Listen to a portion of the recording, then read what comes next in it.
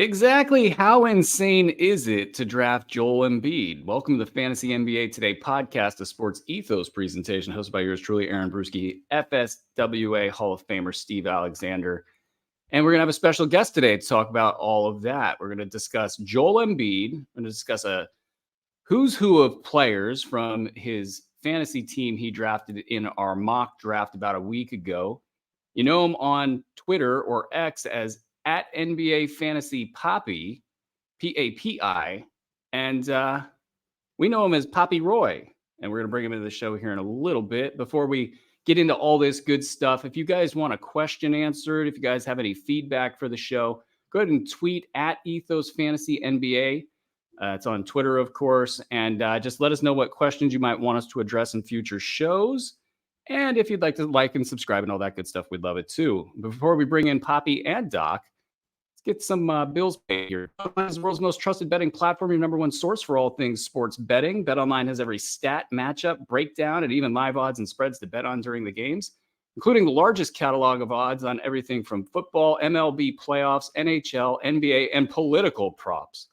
When the game's over, head on over to our online casino, or I guess when the election's over, head on over to the online casino, get on a game of blackjack or poker, unwind with one of our over 150 slots. Head to the website today to get in the action with America's most trusted site for online wagering. BetOnline, the game starts here. Papi, how you doing, man? We'll say hi to Doc in a second, but you're up late. It's 1 a.m. over in the Philippines. How you doing, man? Yeah. What bits waking up and staying up because of fantasy basketball, right? So what's up, Dr. A and the Bruski? Yeah, let's bring in Doc. How you doing over there, Doc? I know the voices, Doc, for those of you who don't know, Doc had a major 7-hour surgery on his neck. So we'll cut him a little bit of slack, not a lot of slack, a little bit of slack because we need to rest those pipes. It's a long season. You're going to be on a little bit of a pitch count here. But how are things going over there for you, Doc? Well, I'm here. I have like 7 fantasy basketball teams so far. I don't have Joel Embiid on any of them, which is not surprising.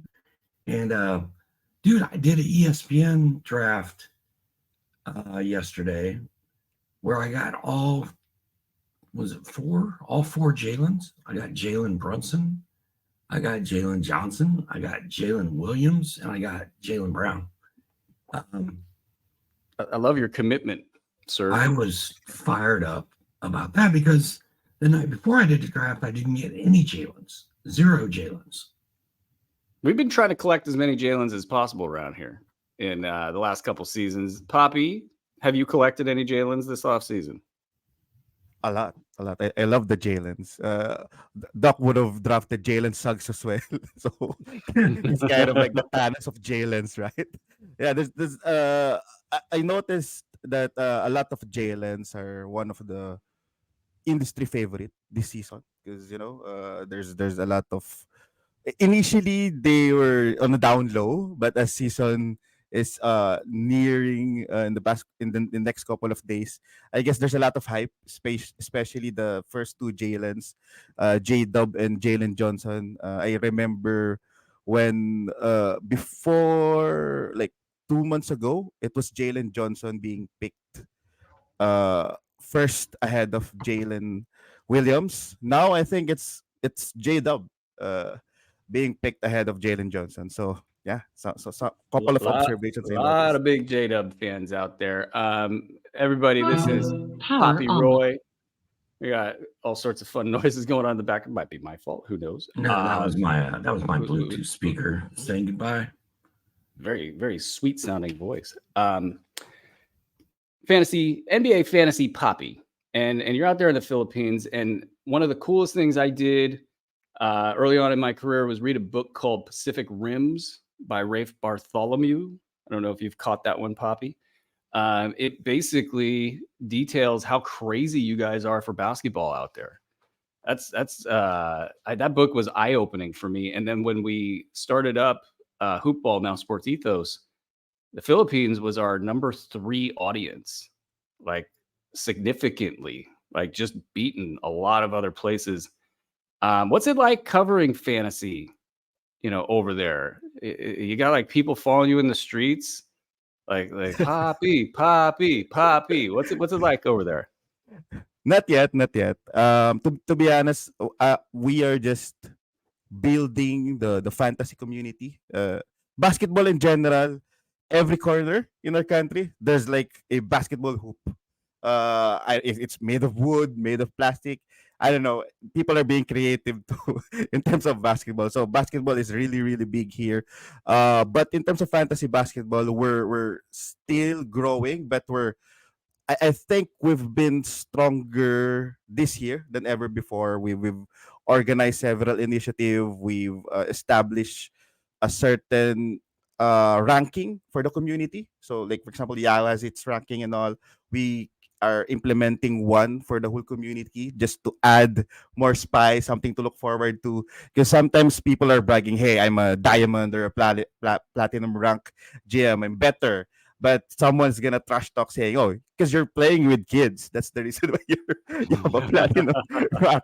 So now, we created several leagues with active GMs, same format, same settings and all, and then that's around 300 plus GMs joining the leagues, and the draft ranking will be implemented after the season. So someone's gonna be the number one Filipino player at the end of the season. So people are super excited about it. Yeah, what's that gonna be like? I mean, they're gonna get a big parade down the street. I actually I'm saying this like it's not all the way tongue in cheek, folks. Like people are crazy in the Philippines for basketball, and at least I mean you're there, so you know better than me. I've been reading this book. It's literally like there's a basketball hoop everywhere, and you guys just play basketball constantly, right? When Kayla and I lived together, we were sitting in my family room at like 3 o'clock in the morning drinking beer and playing Wii golf. And I said, dude, this is like 2010 probably. I said, dude, do you feel like you're huge in the Philippines? He was like, oh my God, dude.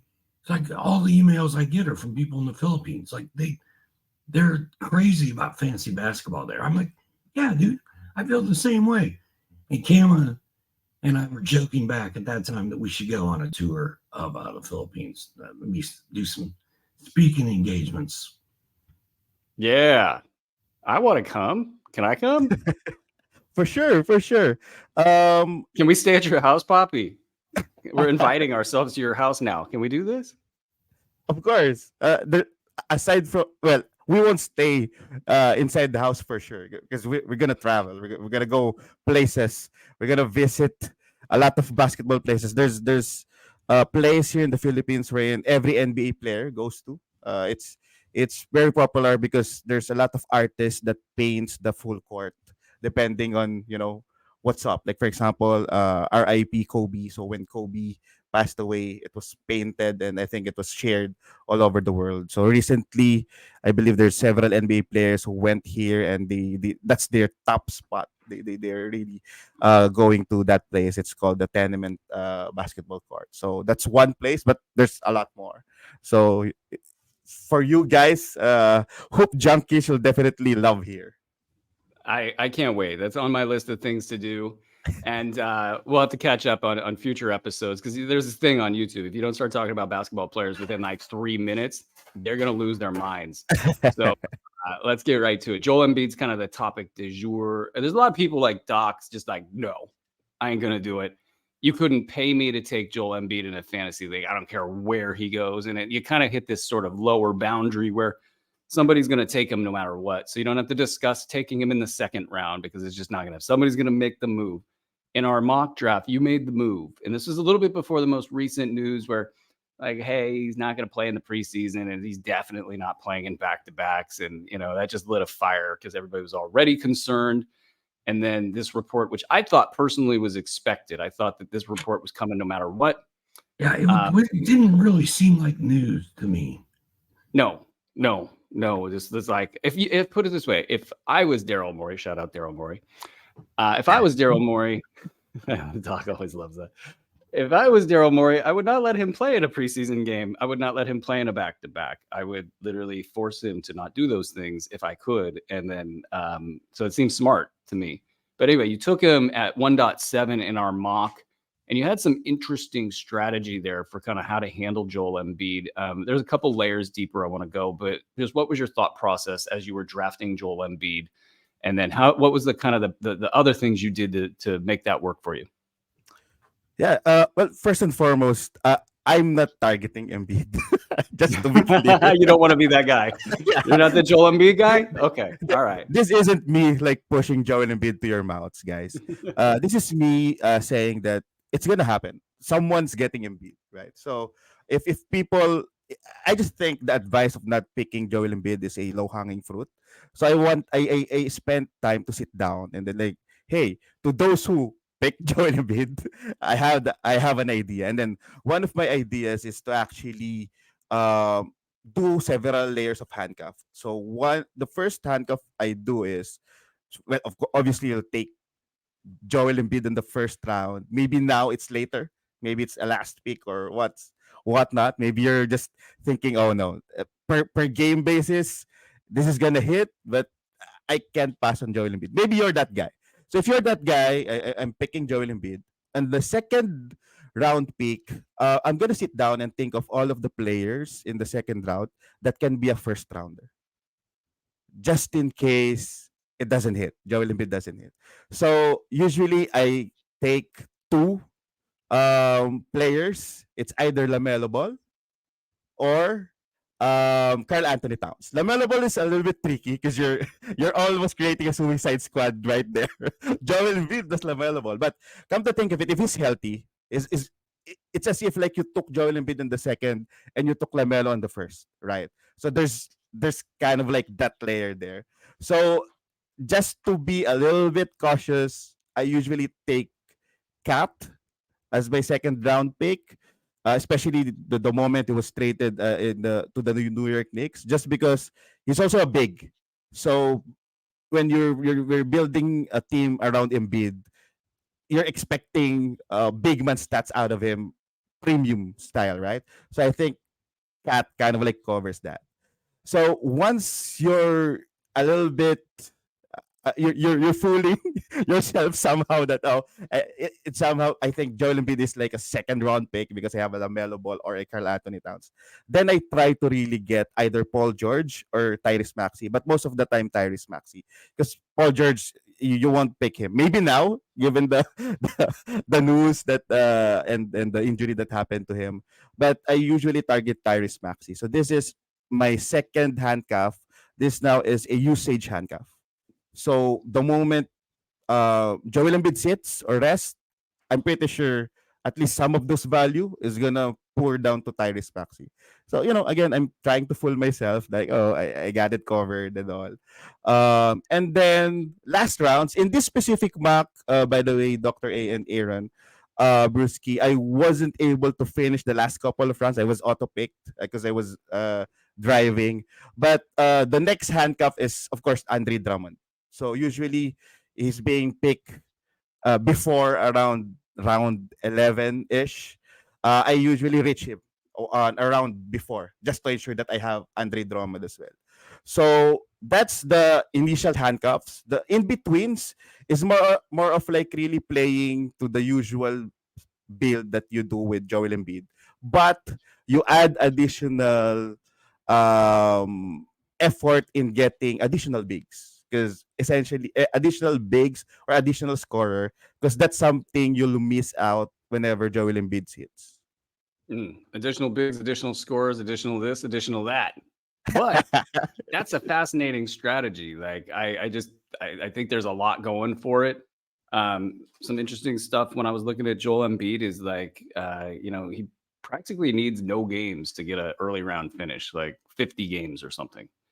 And so, if he gets to actually the number I think was like 46 or something. But anyway, the to get say second round value out of him, he really just needs to miss say 10 additional games on top of the back-to-backs.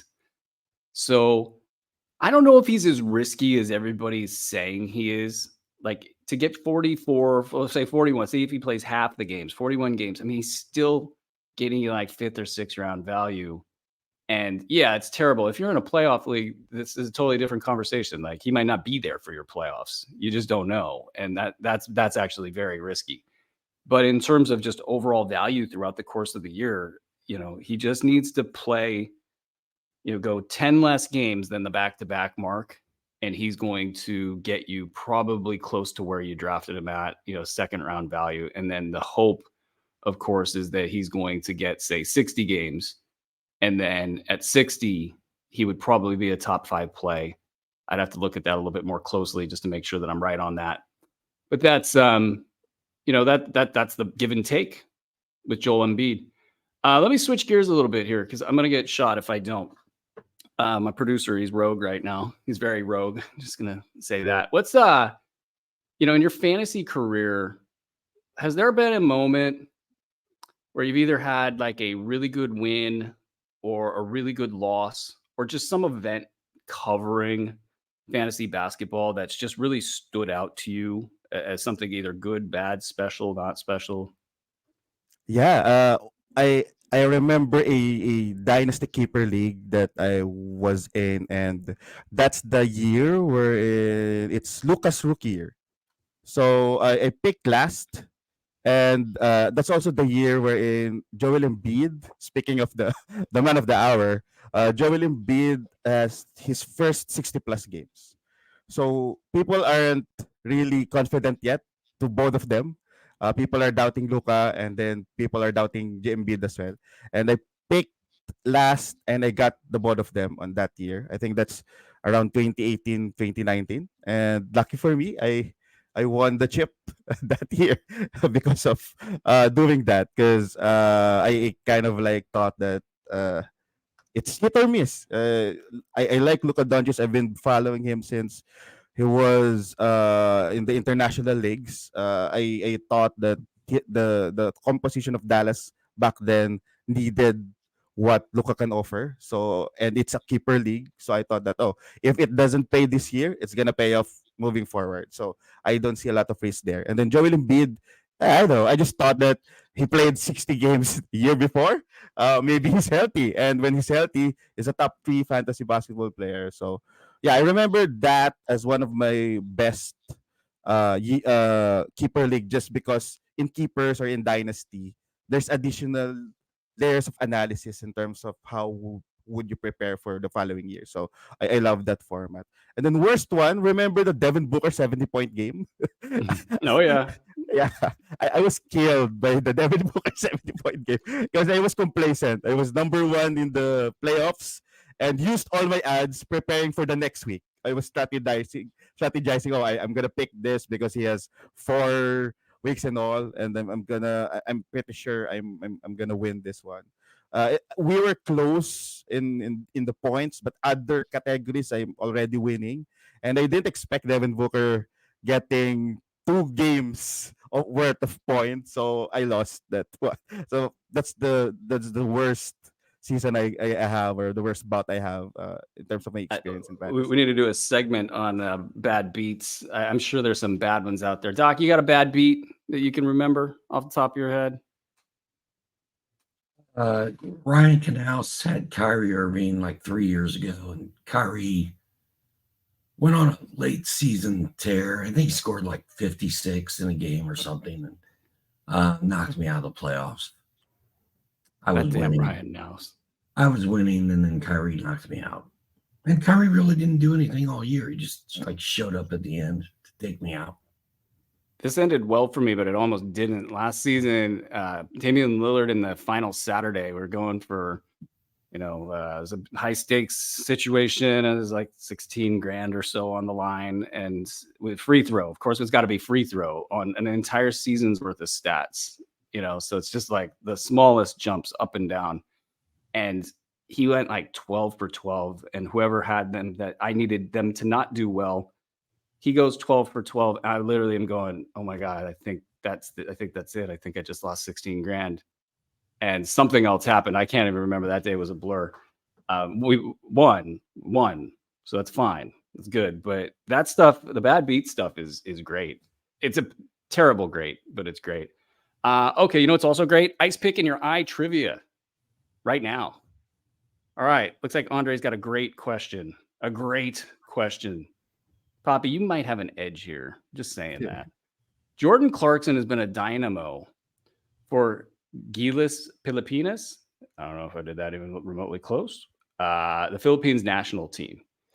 Having played in the NBA since 2014 and 2015, representing the Lakers, Cavs, and Jazz, can you guess which season was his best for three-point percentage and which was his best for assists? For each answer, you should indicate the three-point percentage and season, or assists and season. So name what you're aiming for, basically. You're naming the three-point season, you're naming the assist season. Papi, you get to go first. Doc, you get to go second. I get to go last. I'm renaming this segment Ice Pick in Your Eye Guessing. Guessing. Come on, you're not a Jordan Clarkson enthusiast? You don't have the stats just like in the back of your head ready to go? That's a no. Okay, Papi might. Papi, what do you got? What do you think is his best three-point percentage season? What was his best season for assists? You get to pick one.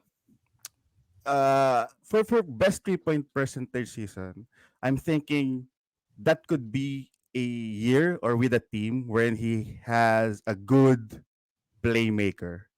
So I would say and Cavs here. And year with the Cavs because did he play with LeBron? I forgot about it, but I'm just thinking of that logic. Thinking, yeah, no, it's good. You're going somewhere with it. This is good. Yeah, I think. Are you going to go for a year? Year? You're going to have to actually know which year he was with the Cavs. And that's a little tricky.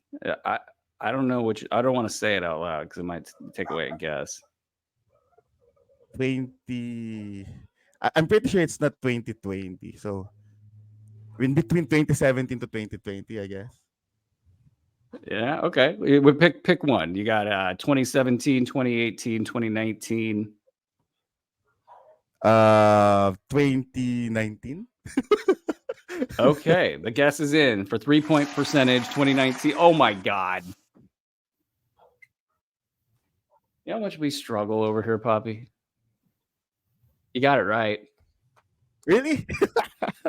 8%, 2019, 2020 with the Cavs and the Jazz. He was with both teams. And the Jazz. Yeah. I don't even know what I'm supposed to be answering. I guess his best season for assists. Okay. All right. I'm going to go the season before. The reason that perked him up.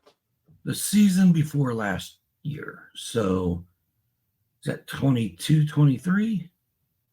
Yes. Last year was 23, 24. Oh, Andre's quick with the button there. Said no. Okay. I think it's the season after the bubble season. Could be a Lakers season, though. It could be a Lakers season. I think that season after the bubble season, I think that was a peak. Jordan Clarkson. Yeah, 21, 22. Yeah, 21, 22 for me. Assists, of course. All right, Papi.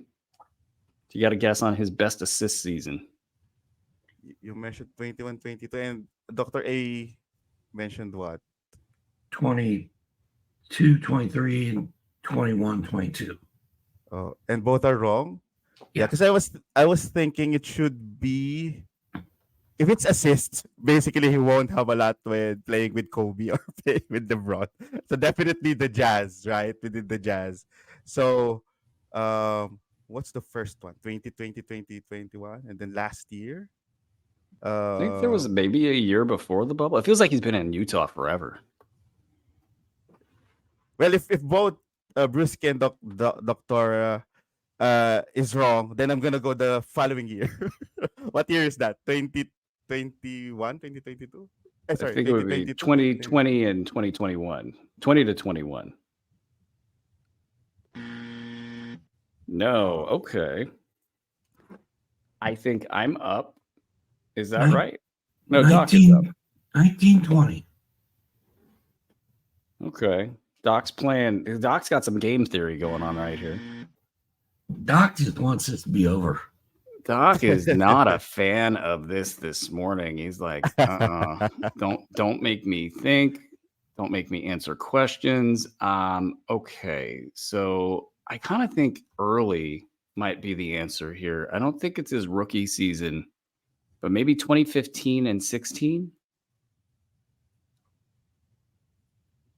I mean, we're kind of just shooting fish in a barrel right now. There's that answer here. It's going to hit at some point. No, Papi. we're shooting fish in the ocean. If they were in a barrel, it'd be easy. So Thank you. If Brew and Doc is wrong in the earlier and the middle, then I'm gonna go with the latest. How about last year? Because we're shooting it wouldn't here. shock me, man. Oh my god. Okay, Papi, you just rolled right there. That's 5 assists per game, 23 to 24. So what's been the impact of Jordan Clarkson on Filipino basketball? Like, I mean, is he, Kobe Light over there, or what's up with that? Oh, we love Kabayan Jordan Clarkson. We call Jaylen Green and Jordan Clarkson Kabayan. It's more of like co-Filipino in English. So we are kind of like proud to see any Filipino blooded player in the NBA.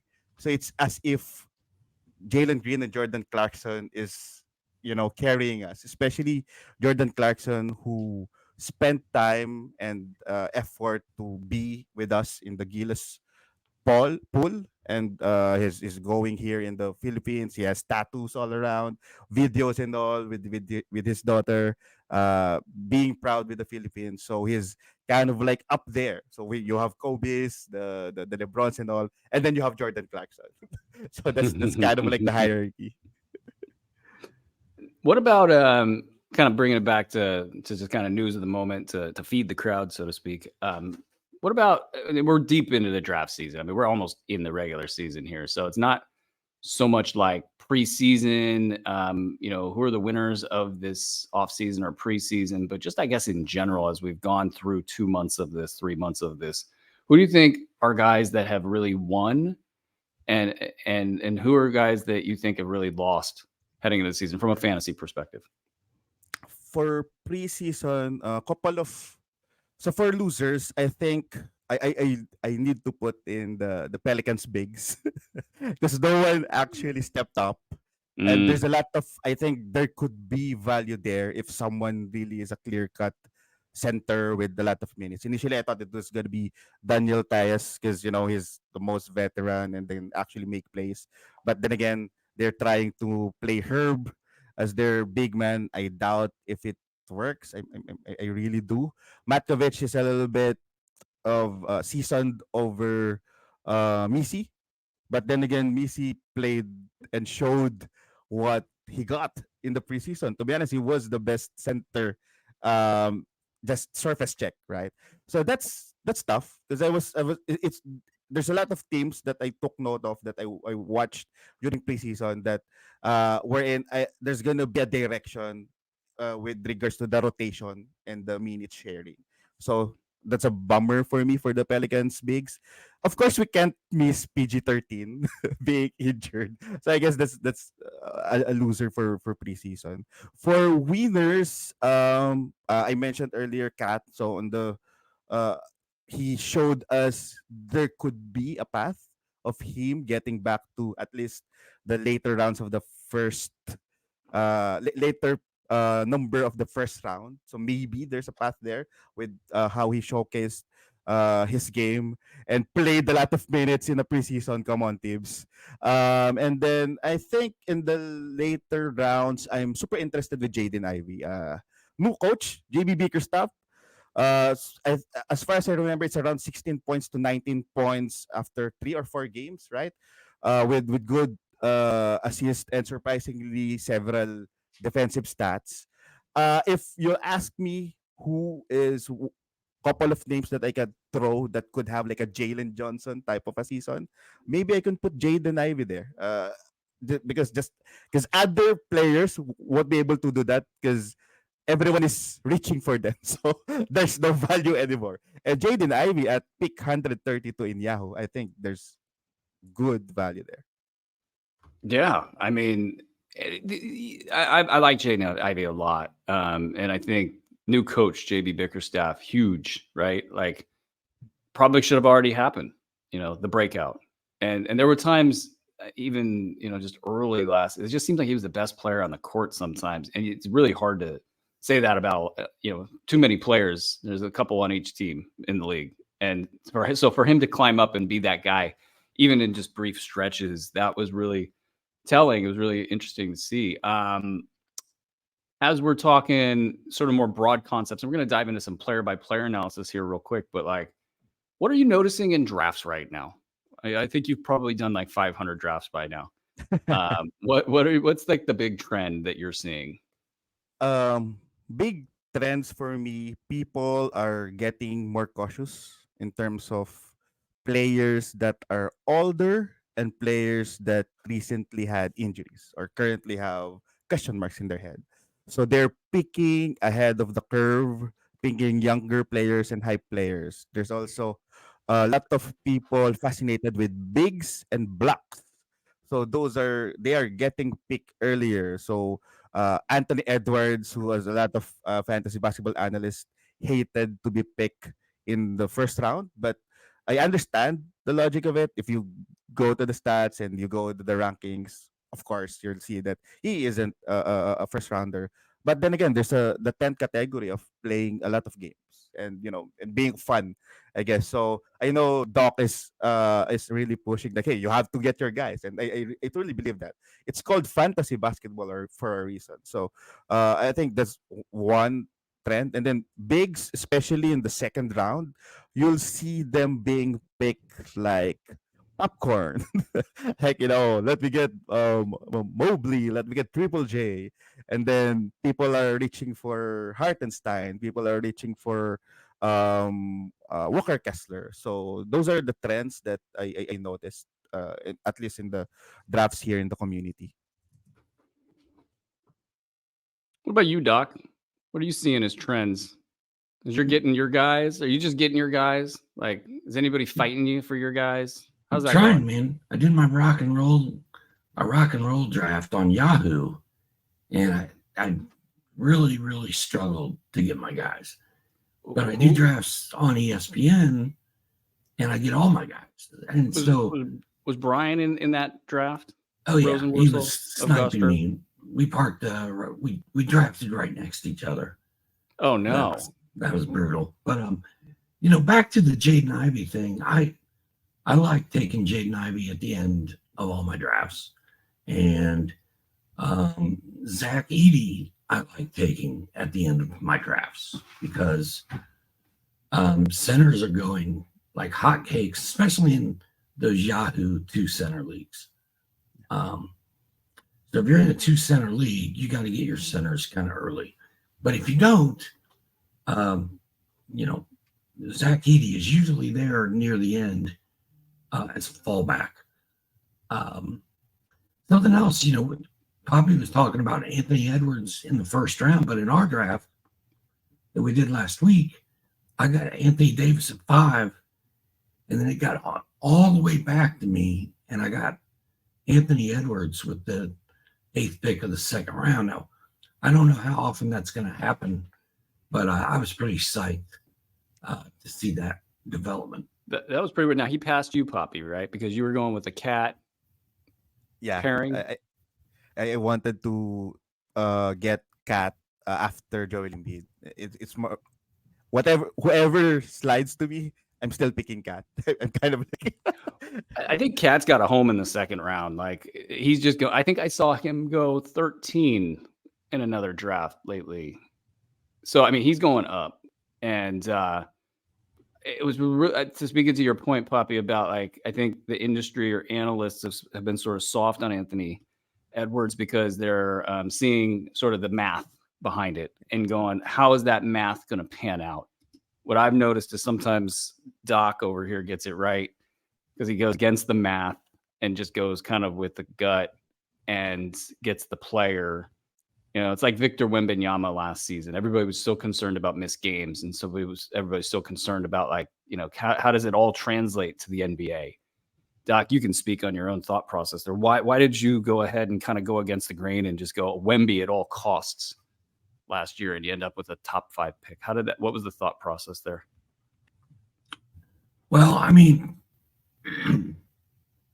if I feel like I'm right about a guy, then I feel like I'm right. You guys know I'm not the biggest math guy. I'm not like crunching every number there is to crunch. I'm just more of a this dude's a freak. Like Wemby is unguardable.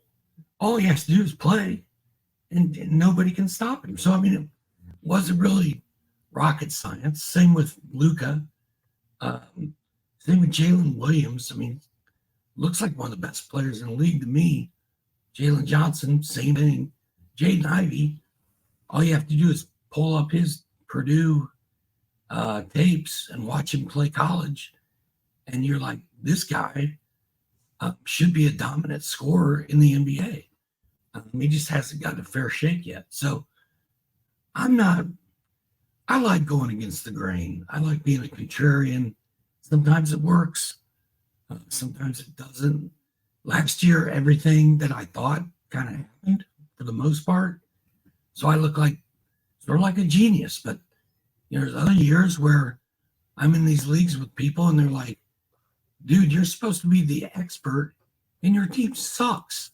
It's like, well, it didn't pan out this year. So you win some, you lose some. There's a bigger conversation here that we should have over the long term, which is like, you can't get connected to the math like that. Like you have to get off of the math at some point, because the math has limited predictability in certain contexts. Like you can't just go look at numbers and be like, oh, those are going to double, but then sometimes they do. And you have to, unless you're just completely irresponsible with numbers, which is possible. I mean, you can do that, but I found that I work with a ton of numbers, and I firmly believe in the eye test. Like, I feel like you should see a player play for 5 seconds and just know. That's kind of my gut on things, is that you should just know. So I try to blend it, what's that? You were asking about bad beats earlier. I pulled up the rock and roll draft. What you got? You already got a bad beat in the rock and roll draft? You got this thing hasn't been played out yet. So round 3, I'm picking near the end of round 3, right? Yuri takes Jalen Williams with the 8th pick, and then bitches be balling. Brian took Jalen Johnson 2 picks later, directly in front of me. So both my Jalens are gone, and Paul George blew out his knee about 45 minutes before it was my pick, but I did not know that, and I took Paul George. So I was that close to either Jalen, and now I have Paul George. Wah, wah, wah, wah. Shout out, bitches be balling. Kayla Fonte, Yuri Ono releasing their new podcast on YouTube. I caught a few minutes of it before I was prepping for this show. I think you guys are going to like that. Go over there and check that out. Papi, what about strategy? Like, are you like a go for broke? Like, I'm a go for broke. I just do that. Are you a play it safe, or you go for broke? Yeah, I'm similar to you guys. And just to share a story, banking on the Wembanyama thing. In our keeper league, I actually tanked for Wembanyama. He was still playing in the French team. My team name is already Project Wemby, because I'm a big Spurs fan. I thought that whatever happens, go Spurs go. You're a Spurs fan. Yeah. Producer Andre Lemouche perfecting the pronunciation of his last name over here. He's also a Spurs fan, so you guys can just go have at it. The rest of us can just hate life, but you guys can go have at it. It's our years, Andre. It's our years. Did you pluralize that? It's our years. Yes, it's gonna be years. It's gonna be. It might be a bit. After the dark days, finally. After the dark days, Did you guys ever have dark days? Really? You should go Yeah, talk to some Sacramento Kings fans or we some goal. I'm a Golden State Warriors fan. Like talk to Golden State Warriors fans for 20 years and live in Atlanta, as Doc does, and watch the Hawks get the first round pick and get Zachary Risachet, which well, he's if having you a put great it that preseason, way, everybody. He's having a great preseason. And exactly. it sucks that he's not Wemby. It's But do you like, so you do play for upside? yes, for upside, but because I've been playing a lot of head to heads, and this is within 10 years, I only played less than 10 rotos. Imagine that. 1 decade of all head to head. And now that I'm being introduced and I'm really sitting and planning out for roto leagues, I now appreciate being patient and being cautious and being, checking the negative stats and all, appreciating the legend Tobias Harris. So now it puts me in the middle, a little bit in the middle. I'm still because maybe similar to you guys. In fantasy basketball, I need to put in my own flavor. Like I really need that. I can't really finish a full draft without putting my own flavor in terms of like, hey, maybe this one hits or whatnot. Like for example, this year, when people were down on SAR, I guested in one of the shows and put my neck there and I'm telling them, if you own Wembanyama, if you own Chet Holmgren, or if you really want blocks, then Alexar isn't a last pick. Alexar is like a 10th round pick. You have to get Alexar. You'll definitely get a good amount of blocks there. But then again, he has deficiencies, and that's the reason why I love him with Wemby, because I usually punt field goals with Wemby, so they are match in heaven. So, but of course, he's gonna play like 1 out of 10 games one of these days, and people are gonna comment, "Oh, where's Alexar now?" But yeah, but I love it. That's for me. That's what we kind of like love about fantasy. That's the allure for me about fantasy. Anything goes. If it's as easy, if it's as easy to predict, then it's not fun, right? So I love the chaos. I love the unpredictability of it. Yeah, that's the drop for me. I tweeted it earlier. It's like I love drafting top 50 players with the last pick in my draft. It's hard to do. You're gonna stick your neck out there. You're gonna have some misses. Um, and I just love that about this industry. Especially because I think in this day and age of social media, like you get a big kind of echo chamber effect as well. So not only are you going against kind of the conventional wisdom in general, but you're kind of going against a big loud machine that's saying this, and this. And if you just zig and they zag, there's a lot of optics working against you. And at the same point in time, it creates this sort of funnel to where you can actually have somebody at the last pick of your draft be a top 50 guy. For last year, for me, that was Jaylen Johnson. There wasn't really like an optics against him per se. I think actually, if anything, the optics were picking up for him as the kind of tail end of the preseason was moving on. But just landing those picks, it's just great. Okay, I think we're gonna actually not go deeper into your mock draft because I think we did actually kind of cover some of the best parts about a Joel Embiid strategy. I think that we've heard a lot of don't draft Joel Embiid.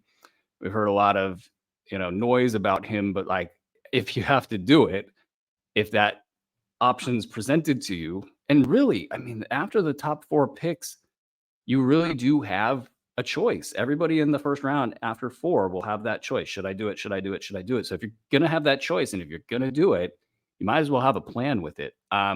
Let's go to 2 players that you are lower on heading into this draft season than you think kind of the general fantasy community is. So I'm pretty sure a lot of your episodes you've been talking a lot of like the top 100s and all. So I won't touch that. Let me share something for those who plays a lot deeper. So there's a lot of hype with like the Taylor Hendricks and the TJDs of the Golden State Warriors. I'm gonna go against the grain, and I'm a little bit low to any role players that plays in the Houston Rockets, Utah Jazz, and Golden State Warriors. Well, of course, Amen is something, but I won't reach for those players just because the rotation players within those teams are really good. So the risk and the chance that it might not hit is a little bit bigger to other players that aren't that good but has more opportunity. So, like for example, Trace Jackson Davis. I really like him. He has the potential. Eye check is there. But if GSW wants to win, they have Kyle Anderson there. They still have Draymond Green. And then they have Jonathan Kumiga, who I think is a little bit questionable as SF. Maybe is better as PF. So in my mind, how does that work if they plan to win? And in reality, it's gonna change for sure. I mean, Steve Kerr benched Jason Tatum, so I'm not questioning his tendencies. So now, I'm still high on them. If there's a chance, I'll definitely get them, but I won't reach for them. It's more of like, hey, if you fell on my lap in the right round, then I'm gonna get you. For the Rockets and Jazz, the same as well. Thing about Jazz is it might just be top in the first couple of weeks or months. Which what's gonna happen is everyone who drafted or reached for like the Taylor Hendricks and all, aside from Keontae, of course, uh, then they might end up dropping those Hendricks in the first couple of weeks because they don't have he's not yet providing value. Maybe John Collins is playing ahead of him. So that's the opportunity there. You pick up, you pick up when they drop it, and then you try to wait it up. In Yahoo, I always wait for those GTDs. You know, you can put them into IL plus. So I love those updates. So those are like for me. I'm kind The of like Taylor you. Hendricks one, Yeah. that's a spicy take because so many people are on him this season. And I watched the film and I was like, oh hell yeah. Like this is on. I think they're making a big deal about him in Utah. Like I think play by play for the radio, David Locke. I'm butchering that name. Was it? No, it's not David. Anyway, locked on guy. He's done a ton of work covering that. You know, when you're close to the team like that, you generally have a good inside knowledge of what's going to happen with playing time. He's targeting minutes, and I think he's going to have a substantial role. Like 25 minutes a game at least, kind of a deal on the season. And still, with that, it's just not enough, right? Like it's not getting up over the line, and it's that early part of the season that you're talking about. Like he's going to struggle, and that's the toughest part about some of these upside guys is it's there. It's just how long is it going to take for that to show up, and then you need a couple things to work out. And the kicker for that is like, will they keep playing him in the last third of the season? As they're tanking, and I don't know. It's just a lot of if there, and so I don't know. I'm probably I really like the player. Really like the player. I just don't know if I'm gonna have him on any squads. David Locke, locked on pods. Okay, what about two players you're higher on heading into this season than say the fantasy community at large? Okay, so again, I'm gonna stretch my pocket for deep leaguers because I love this type of players. Like people don't know. Well, Love not deep leagues. know. It's more of like people like don't give much attention. So this is beyond 200. Deuce McBride in Yahoo is Oh ranked yeah. beyond 200. I really like Deuce McBride. I mean, I love the New York Knicks. I love what they did. I think there's a good chance they are going to be like the top seed in the East. Win the championship or win the Eastern Conference, that's a different conversation. But in regular season, maybe I think there's a path to that. But they went all in on their first five, and then after that, there's like Deuce McBride, and then you have what? Cam, uh, what? Who's Cam is there? I think there's uh Campaign. You got Kolick campaign, there. yeah. Precious Achua, and they have good rookies, but 2020 almost for Precious the other day. yeah, but I'm not sure if Tibbs gonna give like a lot of room for the rookies. So looking at it, the way Tibbs used Deuce in the previous seasons, he could be the Dante DiVincenzo replacement. Maybe Mm-hmm. they didn't agree on that unless they're confident with Deuce. So I'm seeing value with Deuce, good amount of scoring, 3 points, and maybe steals because he's a good defensive player. So as a last pick, I really like Deuce. Maybe he's gunning for six man award. So who knows? Another player, almost within the top 200. Um, People were raving about Denny Avdia, like, right? So he went to the Portland Blazers. He has a lot of upside there. And then people thought like, hey, maybe it's Sadiq Bey who's actually gonna benefit. Maybe it's going to be the Kuzma year.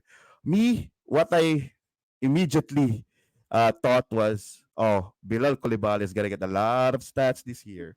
So Mhm. I'm gonna highlight Bilal Coulibaly here. In Yahoo, ranked number 189. Come on.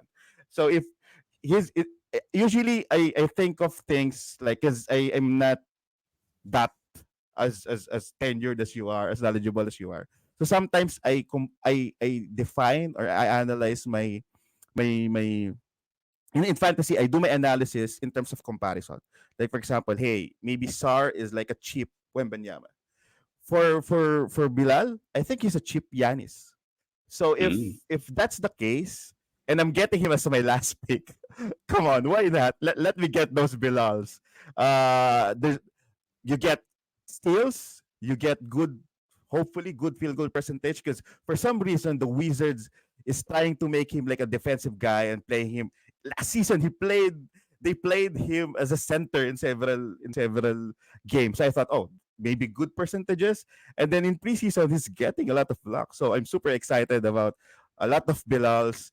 I waited and waited until he got GTDs when in the Yahoos, and then I picked him, snatch him everywhere, put him in the IL Plus, and then let's see. Come on, let's go. I love the way you're working the system there.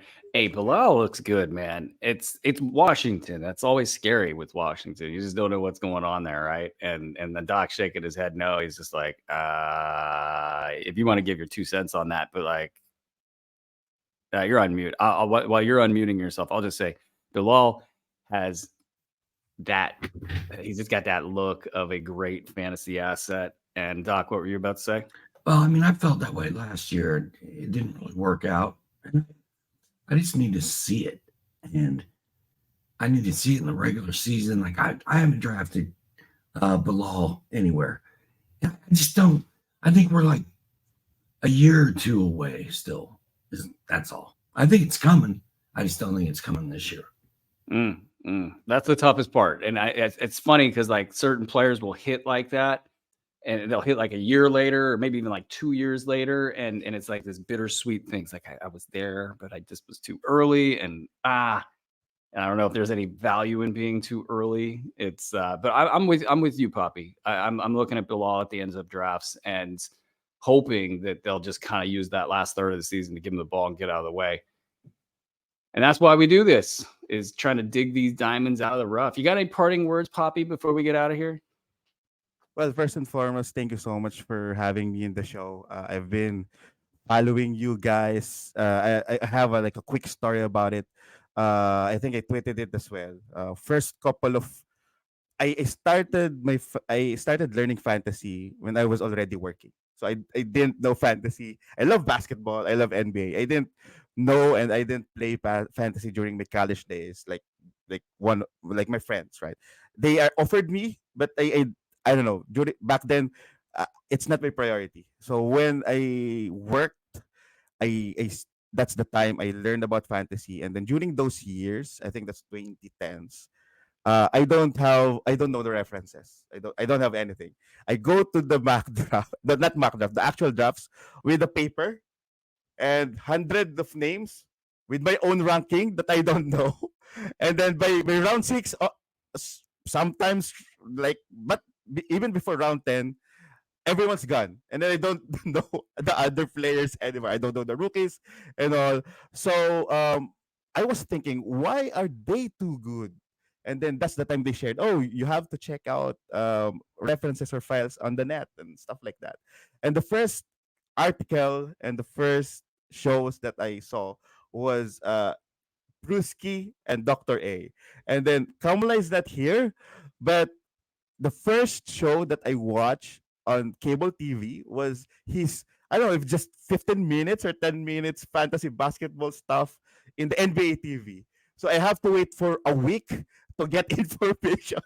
And apparently it already happened. I missed out a lot of things. So I started, I started to struggle in terms of the references. And then when I met you guys and then I learned more about it, that's the time it pushed me and kind of like it unraveled the gold in the fantasy world. Like, oh, I love it. It's almost as if like I'm the GM. I'm the GM. I'm the coach.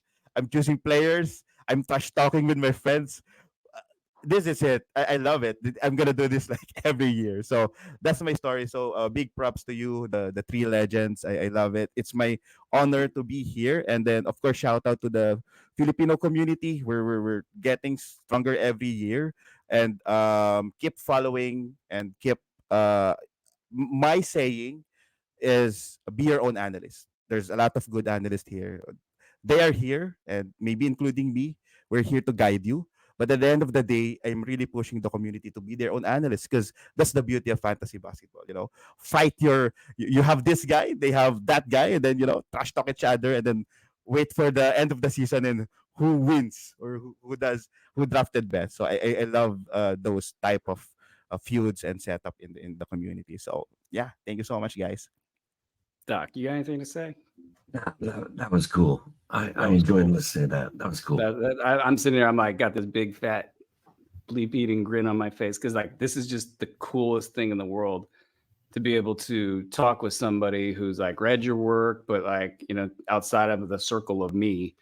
It's just cool that there's this thing that brings people together that it's super exciting and it brings all the elements of kind of competition that as you get older in life, you don't get as many outlets for competition. And, it's basketball. It's just like so exciting at the end of the day. And to be able to kind of make your own, I liked what you did there, Papi. It's like, yeah, you could listen to me, you could listen to anybody else, you could do whatever. But like at the end of the day, your stamp on your team. And that is the reason why we do this at the end of the day. No, we can't afford an NBA ball club. We can't go be NBA GMs. Only a handful of people somehow stumble into that. And but we can do this, and it's super cool. It's super fun. So I really appreciate everything you said, and we love what you're doing, and keep doing it. And I think you're contributing to the fantasy community greatly. So keep that up. Follow him at NBA Fantasy Papi, Papi. It's great. I love what you're doing. You guys should all follow him. The knowledge is excellent and the community is awesome. So thank you very much for being on the show. That'll do it for us. Plenty of stuff on the website, sportsethos.com, Bruski 150 draft tracker, NBA fantasy pass, docs, my guys, Rick Kamla's pop players. I mean, we're fully locked and loaded the rest of the way. There's like 5 or 6 days left to go in draft season. If I'm counting correctly, this is where you want to be.